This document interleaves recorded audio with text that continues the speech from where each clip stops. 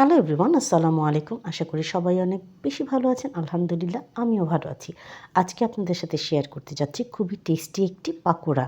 এখানে আমি নিয়েছি স্লাইস করে কেটে রাখা কুমড়া, বেসন, চালের গুঁড়া, আজওয়াইন, ধনেপাতা কুচি, বেকিং পাউডার আর কিছু মশলা। একটি বোলের মধ্যে আমি প্রথমেই দিয়ে দিচ্ছি 1 কাপ পরিমাণে বেসন আর 3 টেবিল চামচ পরিমাণে চালের গুঁড়া। তারই সাথে দিয়ে দিচ্ছি হাফ চা চামচ পরিমাণে আজওয়াইন, 1 চা চামচ পরিমাণে বেকিং পাউডার,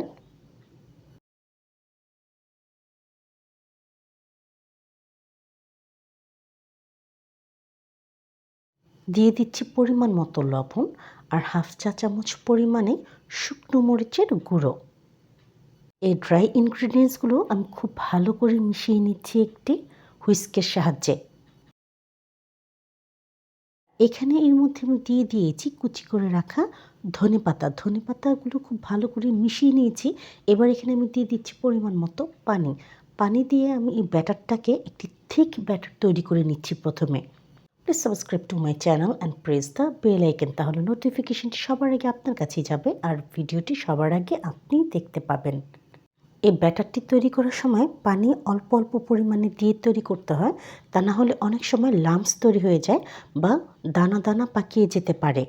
আবার অনেক সময় বেশি পানির কারণে ব্যাটারটি পাতলাও হয়ে যায়। ব্যাটারটি তৈরি করার সময় আপনারা হাত বা হুইস্কের সাহায্যে খুব ভালো করে ফেটিয়ে নেবেন, তাতে করে ব্যাটারটি লাইট হয় আর ভাজাও খুব সুন্দর হয়ে থাকে। আপনারা দেখতে পাচ্ছেন দর্শক আমার ব্যাটারটির কনসিস্টেন্সি। এবার কুমড়োগুলোর মধ্যে আমি দিয়ে দিচ্ছি পরিমাণ মতো লবণ, তারই সাথে এখানে আমি দিয়ে দিচ্ছি হাফ চা চামচ শুকনো মরিচের গুঁড়ো। এবার আমি এগুলোকে খুব ভালো করে মেখে নিচ্ছি। আপনারা অনেকেই আছেন যারা আমার ভিডিও দেখেন কিন্তু কোনোভাবেই সাবস্ক্রাইব করে দিচ্ছেন না আমার ইউটিউব চ্যানেলটিকে। আপনাদের কাছে আমার একটি রিকোয়েস্ট থাকছে, প্লিজ আপনারা সাবস্ক্রাইব করে দিবেন আমার ইউটিউব চ্যানেলটিকে। আর যারা পেজের থেকে দেখছেন তারা আপনারা ফলো করে দিবেন আমার পেজটিকে। আমার কুমড়োগুলো কিন্তু খুব ভালো করে মেখে নেওয়া হয়ে গেছে। এবার আমি রেখে দেবো 5 মিনিটের জন্য। একটি ফ্রাইং প্যানে এবার আমি দিয়ে দিচ্ছি পরিমাণ মতো তেল আর ওয়েট করতে থাকবো যতক্ষণ না পর্যন্ত তেলগুলো খুব ভালো করে গরম হয়ে যাচ্ছে।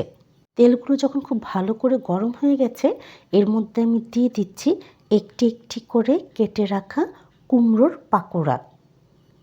এই পাকোড়াগুলো দেওয়ার পরে একটু সময় নিয়ে ভাজতে হবে, 5 থেকে 7 মিনিটের মতো সময় নিয়ে, যাতে করে ভিতর থেকে পুরোপুরিভাবে কুমড়োগুলো সেদ্ধ হয়ে যায় আর উপরের যে শেলটা থাকে তা একেবারেই ক্রিস্পি থাকে কিন্তু পুড়ে না যায়। আপনারা দেখতে পেয়েছেন দর্শক, আমি এখানে ব্যাটারটির মধ্যে ধনেপাতা কুচি দিয়েছি, তাতে করে ফ্লেভার এবং টেস্ট খুবই চমৎকার আসে। আর এই ব্যাটারের মধ্যে আমি ইউজ করেছি আজওয়াইন। আজওয়াইন আপনার ডাইজেশনের জন্য খুবই হেল্প করে থাকবে।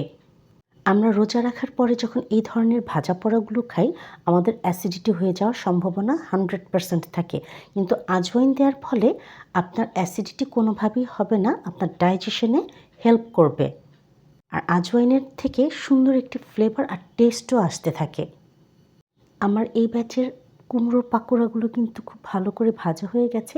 এবার আমি উঠিয়ে একটি সাইডে রেখে দিচ্ছি। প্রিয় দর্শক, আপনারা অবশ্যই এখানে টিস্যু ইউজ করবেন, যাতে করে এক্সট্রা যে অয়েলটা থাকে ওটা অ্যাবসর্ব করে ফেলে।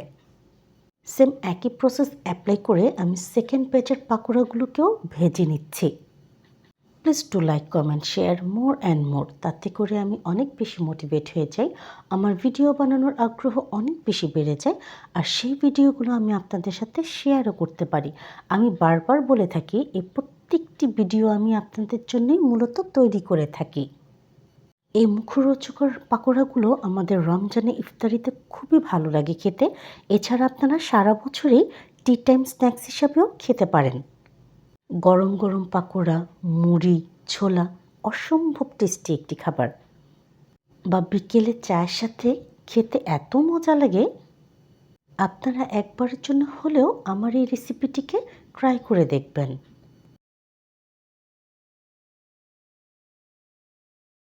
আমার এই পাকোড়াগুলোও কিন্তু ভাজা হয়ে গেছে দর্শক, আমি উঠিয়ে রেখে দিচ্ছি টিস্যু পেপারের উপর। পাকোড়াগুলো এত সুন্দর ক্রিস্পি এবং টেস্টি ছিল। ক্রিস্পি হয়েছে কারণ এখানে আমি চালের গুঁড়ো ইউজ করেছি, আর টেস্টের মাত্রা বাড়িয়ে দিয়েছে এখানে আজওয়াইন আর ধনেপাতার কুচি। এত সুন্দর ফ্লেভার আর টেস্ট ট্রাই না করলে আপনারা কোনোভাবেই বুঝতে পারবেন না। আমি আপনাদেরকে সার্ভ করে দেখাচ্ছি এবার। দেখতেই পাচ্ছেন দর্শক, কি সুন্দর লাগছে দেখতে, আর আলহামদুলিল্লাহ এর টেস্ট ছিল অসাধারণ। একবারের জন্য হলেও আপনারা আমার এই রেসিপিটি বাসায় ট্রাই করে দেখবেন, আর যদি ভালো লাগে তাহলে অবশ্যই সাবস্ক্রাইব করে দিবেন আমার ইউটিউব চ্যানেলটিকে। সবাইকে আন্তরিকভাবে ধন্যবাদ সাথে থাকার জন্য।